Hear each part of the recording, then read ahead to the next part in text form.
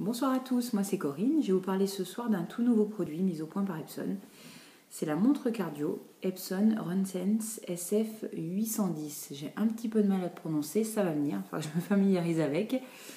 Donc soyez indulgents, merci. Donc je l'ai reçu il y a environ 4 jours. J'ai été sélectionnée avec 99 autres coureurs pour tester cette toute nouvelle montre et puis voir un petit peu ce qu'elle a dans le ventre. Donc voici la bête, la montre.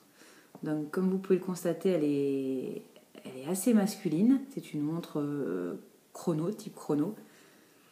Alors je peux concevoir qu'elle ne plaise pas à toutes les femmes, puisqu'elle est toute noire et qu'elle est assez grosse. Maintenant elle existe aussi en mauve, il me semble. Je l'ai vue sur internet aussi en mauve. Maintenant moi j'adore, puisque j'adore les montres masculines, j'adore les montres chrono. Et j'adore les grosses montres. Donc là-dessus, j'ai été vraiment gâtée, on va dire.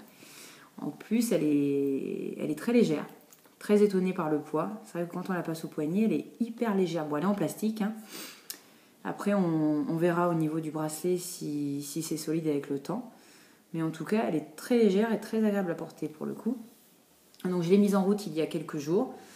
Assez facilement, même pas besoin forcément de la notice, ça se fait assez intuitivement avec les quatre gros boutons en naviguant, en validant, c'est vrai qu'on le trouve tout seul en fait assez facilement. J'ai eu juste quelques petits soucis en fait pour régler l'heure, le réglage se fait uniquement en automatique via la détection du signal GPS et moi, chez moi en maison, ça passe pas. Donc à moins de sortir, voilà, mais bon. J'ai attendu le lendemain pour le coup d'être en extérieur et là c'est vrai que ça a marché, sauf que j'avais 1 heure de décalage, pourtant elle était bien réglée l'heure d'été était bien en off, mais elle m'a collé sur je ne sais quel fuseau horaire, donc du coup j'ai dû aller régler le fuseau horaire pour retomber sur la bonne heure. Bon. Voilà, ça c'est un peu moi, hein. J'ai toujours un peu de mal dans le démarrage, mais non, sinon tout va bien.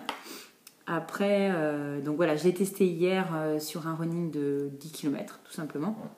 Donc pareil, j'ai eu du mal à détecter le GPS. Mais je pense pas que ça soit dû à la montre, je pense plutôt que c'est le quartier qui est assez compliqué. Parce qu'avec mes autres montres, j'ai toujours eu ce souci-là.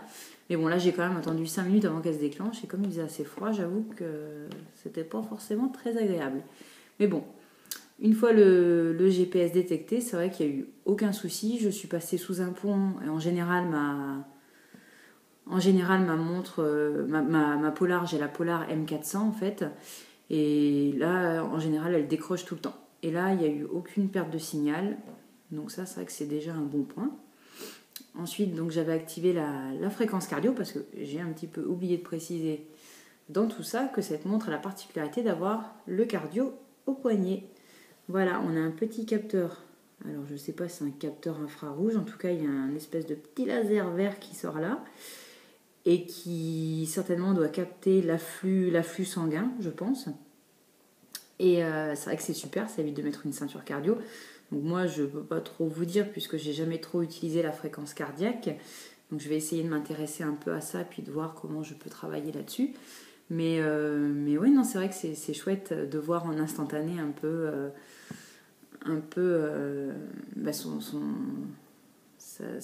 ses capacités cardiaques tout simplement, voir comment ça évolue au repos et en course.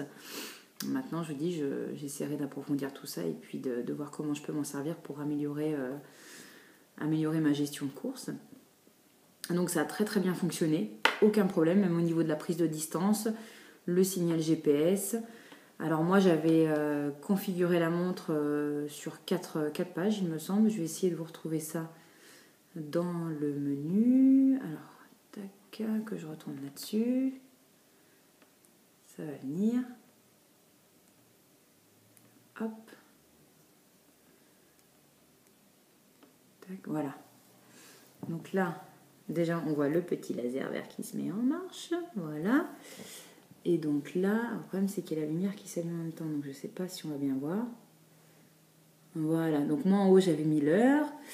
Au milieu j'avais mis donc l'allure au kilo. Et en dessous la distance parcourue. Donc on voit que le petit cœur est en route. Le GPS activé aussi, la fréquence cardiaque est active aussi. Et donc on navigue tout simplement dans le menu qui se trouve, je ne me trompe pas de bouton, voilà, comme ça. Et est-ce qu'on va voir comment ça s'affiche? Pas évident, je suis pas une pro de la vidéo, ça se voit bien. Voilà, donc là c'était mon deuxième écran. Voilà, donc on retrouve battement par minute, donc tout en haut.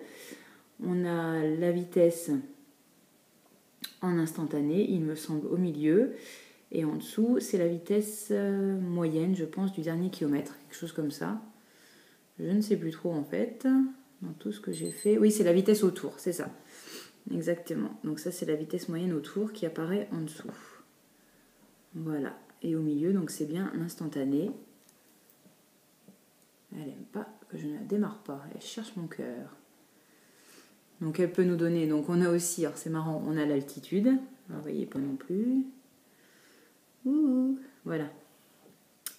Donc on a l'altitude au milieu, on a toujours la fréquence cardiaque qui se trouve au-dessus, l'heure en bas. Enfin, voilà, après chacun peut configurer à sa façon, mais c'est vrai que c'est vraiment agréable de naviguer entre les menus, donc avec le petit bouton qui se trouve là, sans avoir la crainte de stopper la course ou quoi que ce soit. Non, je l'ai fait sans aucun problème, sans aucune crainte, il n'y a eu aucun souci.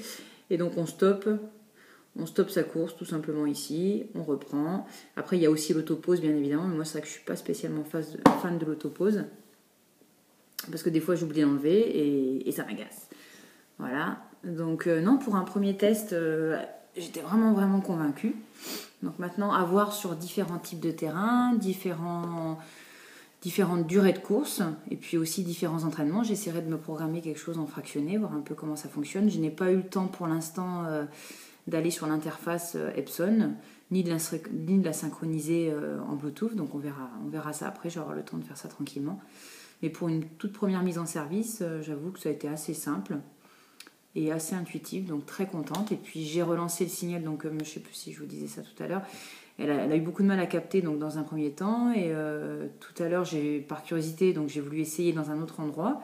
Et elle a capté le signal GPS en 56 secondes. Donc c'est quand même relativement bon pour une montre GPS, quoi. Mais je crois même que d'ailleurs mes montres... que j'ai pu avoir avant n'ont jamais été aussi rapides. Donc ça, je suis vraiment très étonnée. Donc voilà. Donc on se reverra très bientôt pour d'autres tests. Et je pense que sur mon prochain run, je porterai ma Polar M400 également sur au poignet pour comparer un peu les données, voir un peu si ça correspond ou pas, voir s'il y a un gros différentiel. Ça peut être intéressant. Donc voilà, donc à très bientôt.